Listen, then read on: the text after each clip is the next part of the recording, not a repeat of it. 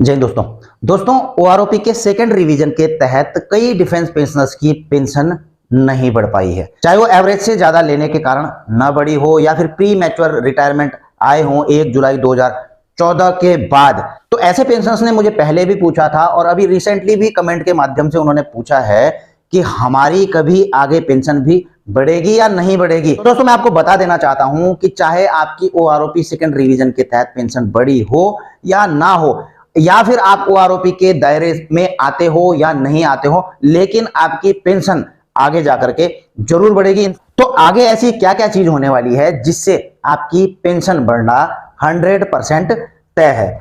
अब देखिए दोस्तों, मुझे जो है एक कमेंट आया था, ये सूबेदार साहब है, इन्होंने लिखा था कि मैं 2004 का रिटायरी हूं, 28 साल मेरी सर्विस है, 44,775 रुपए जो है मुझे टोटल पेंशन मिल रही है और इनको जो है ओआरओपी का लाभ नहीं मिला है। और इन्होंने मुझे पूछा था कि क्या यह मुझे सही मिल रही है, तो मैंने इनसे पूछा था कि आप अपनी बेसिक बताइए। तो इन्होंने मुझे जो है अपनी पेंशन बताई थी 31,529 रुपए। तो जब मैंने ओआरओपी के सेकंड रिवीजन का जब मैंने चार्ट देखा तो आप देख रहे हो कि 28 साल के सूबेदार का वाई ग्रुप का जो है 29,700 फिक्स है और ये ऑलरेडी जो है एवरेज से ज्यादा पेंशन ले रहे हैं, इसलिए जो है ओआरओपी के सेकंड रिवीजन में इनकी पेंशन रिवाइज नहीं हुई है। तो ये पूछते हैं फिर मेरा 44,772 पर अटक के रहेगा या फिर बढ़ेगा भी। तो इनका बोलने का मतलब यह है कि अगर मेरी पेंशन नहीं बढ़ी है ओआरओपी में तो क्या हमेशा जो है मैं 44,772 ही लेता रहूंगा। अब देखिए दोस्तों, जो आप ये सारे कमेंट देख रहे हैं इन्होंने मुझे व्हाट्सएप पे नहीं किए हैं और ना यूट्यूब पे। मेरा अपना एक जो है एक ऐप है defence pension info bye Sendri, इसका लिंक भी जो है मैंने डिस्क्रिप्शन में दिया हुआ है, आप भी उसको ज्वाइन कर सकते हैं। वीडियो में थोड़ा आगे बढ़ते हैं। अब देखिए मैं आपको सारी चीजें बताता हूं कि आपकी पेंशन कैसे कैसे करके बढ़ेगी। जिनको ओआरओपी के सेकंड रिवीजन में लाभ नहीं मिला है तो आप जो है आपको जो है ओआरओपी का जो थर्ड रिवीजन है यह होगा 1 जुलाई 2024 से। तो यहां पर जो है आपको जरूर लाभ मिलेगा।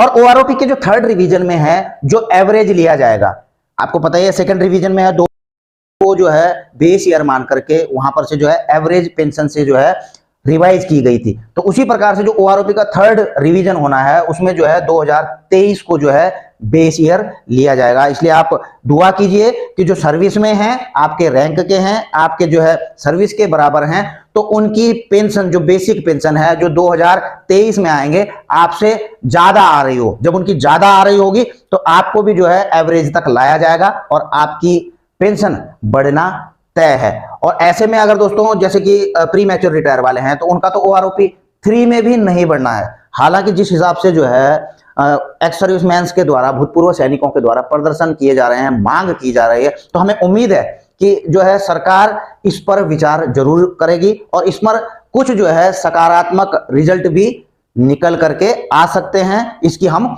उम्मीद करते हैं। लेकिन अगर ऐसा नहीं भी 1% में मानता हूं कि अगर ऐसा नहीं भी हुआ तो इनको ओआरओपी का भी थर्ड रिवीजन का भी कोई लाभ नहीं होगा, लेकिन इनकी पेंशन फिर भी बढ़ेगी। और वो कैसे बढ़ेगी मैं आपको बताता हूं। अब देखिए आगे बढ़ते हैं। सबसे पहली बात कि जब 50% डीए और डीआर हो जाता है तो जो पे कमीशन का जो रेकमेंडेशन था और इसको 2004 में जो है लागू भी किया गया था, ठीक है, कि जब 50% जो है डीए और डीआर चला गया था 2004 में भी या चला जाता है तो यह पॉलिसी है कि डीए और डीआर को जो है जो 50% डीए या डीआर है उसको आपकी बेसिक के साथ मर्ज कर दिया जाता है। चाहे आप बेसिक सैलरी ले रहे हो चाहे आपकी बेसिक पेंशन हो, तो 50% को उठा के आपकी बेसिक कर दी जाएगी और जो डीए और डीआर है वो जीरो कर दिया जाएगा। वो क्या कर दिया जाएगा? जीरो कर दिया जाएगा। अब इससे होगा क्या, जब आपकी बेसिक बढ़ जाएगी तो अगर 2% भी बढ़ता है, 3% भी बढ़ता है डीए, तो यह जो है बेसिक के ऊपर एप्लीकेबल होता है, इसलिए डायरेक्ट इंपैक्ट करेगा क्योंकि आपकी बेसिक ज्यादा रहेगी।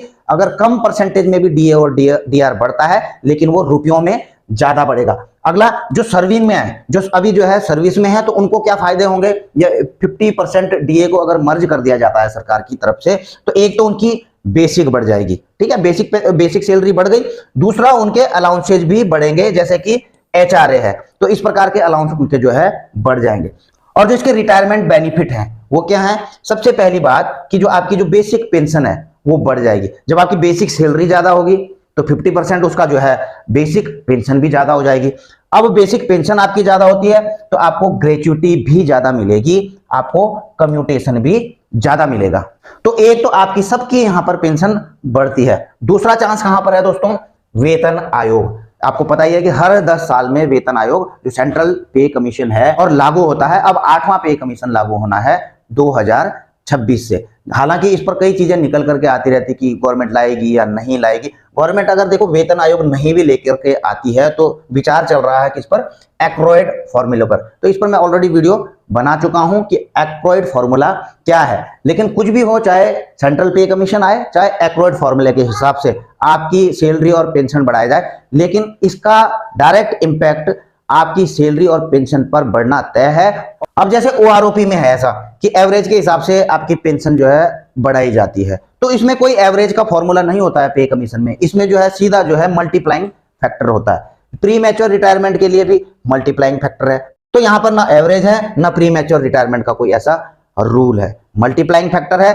अगर जो आपकी पेंशन आपको मिल रही होगी तो उसमें जो है जो तय किया गया होगा मल्टीप्लाइंग फैक्टर, तो उससे उतने की गुना कर दी जाएगी और आपकी पेंशन उस हिसाब से बढ़ जाएगी। लेकिन जो है ओआरओपी में क्या होता है, वह आपको पता ही है कि एवरेज के हिसाब से आपकी पेंशन बढ़ाई जाती है। तो दोस्तों आप समझ ही गए होंगे कि आपकी भविष्य में पेंशन किस किस हिसाब से बढ़नी। मैं आपको ऑलरेडी बता चुका हूं, सेंट्रल पे कमीशन, एक्रोइड फॉर्मूला, ये 50% डीए डीआर, और जिनको ओआरओपी लागू है तो उनके लिए ओआरओपी में भी बढ़ना तय है। और इसके अलावा जो डीए डीआर बढ़ता है, महंगाई भत्ता, महंगाई राहत, वो साल में 2 बार तो बढ़ना ही बढ़ना है। आपकी बेसिक के साथ में उसे जुड़ना ही जुड़ना है। तो साल में 2 बार बढ़ने वाला जो डीए और डीआर तो है ही, लेकिन मेन चीज है बेसिक कब बढ़ेगी, वो मैंने आपको सारी चीजें बता दी हैं। आई होप कि आपको जानकारी पसंद आई होगी। इसी के साथ अपनी वीडियो यहीं पर समाप्त करता हूं। जल्द मिलेंगे नई वीडियो में नई जानकारी के साथ। जय हिंद, वंदे मातरम।